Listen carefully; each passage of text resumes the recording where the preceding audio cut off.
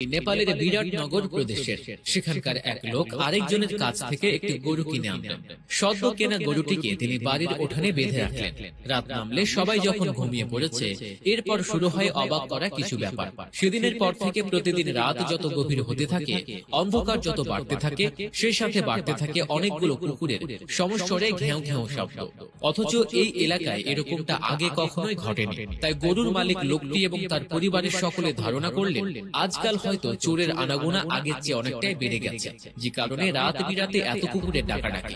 তা না হলে এমনটা ঘটবে কেন? বাড়ির নিরাপত্তা বলতে একটা ব্যাপার আছে। তাই এই কথা চিন্তা করে পরিবারের সব সদস্য মিলে আলোচনা করে একটা সিদ্ধান্ত নিল, বাড়ির চতুর্দিকে সিসি ক্যামেরা লাগানো হবে। সিদ্ধান্ত অনুযায়ী কাজ করা শুরু হলো। ঠিক পরদিন বাড়ির মালিক সিসি ক্যামেরা কিনে আনতে শহরে চলে গেলেন। এরপর বাড়ির চতুর্দিকে ক্যামেরাগুলো লাগিয়ে সব ব্যবস্থা করে সেগুলো চালু করে দিলেন। কিন্তু বাড়ির কেউ কোনোদিনও স্বপ্নেও কল্পনা করতে পারেনি যে সিসিটিভিতে তাদের জন্য কি অপেক্ষা করছে। পরদিন সবাই সিসিটিভি ফুটেজ চেক করতে গিয়ে যা দেখতে পেল, তা দেখে সবারই চোখ কপালে ওঠার অবস্থা। কেননা সেটা দেখার জন্য তারা মোটেও প্রস্তুত ছিল না।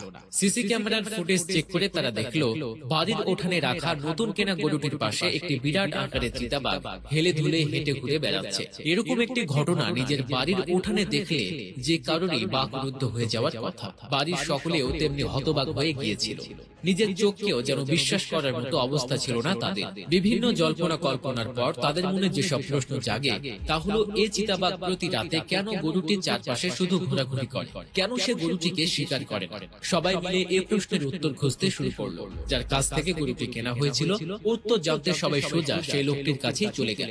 অবশেষে সেই লোকটির কাছ থেকে পুরো ঘটনার ব্যাখ্যা একদম পরিষ্কার ভাবে পাওয়া গেল। মূল ব্যাপারটি হচ্ছে এই চিতাবাঘটি জন্ম হওয়ার মাত্র কিছুদিন পরে তার মা চিতাবাঘিনী কোনো এক কারণে প্রাণ হারায়। কোনোভাবে এই গরুটি তার খোঁজ পায় এবং নিজের কাছে রাখে। আর তারপর থেকে চিতাবাঘটি এই গরুর দুধ খেয়ে এই পৃথিবীতে টিকে আছে। তাই চিতাবাঘটি তাকে পৃথিবীতে বাঁচিয়ে রাখা সেই দুধ মাকে কখনোই ভুলে যায় না। সে বনে জঙ্গলে যেখানেই থাকুক না কেন, প্রতি রাতে চলে আসে তার দুধ মা অর্থাৎ সেই গরুটির সাথে দেখা করতে।